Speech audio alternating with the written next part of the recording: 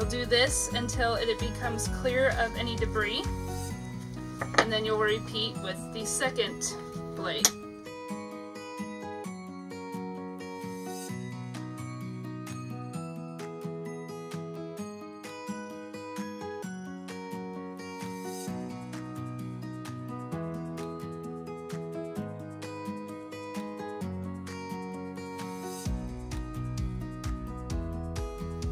Use a lint-free wipe. Flip the block over to the smooth part, and then do the same thing, no compound. Repeat until there is a glossy finish with both blades.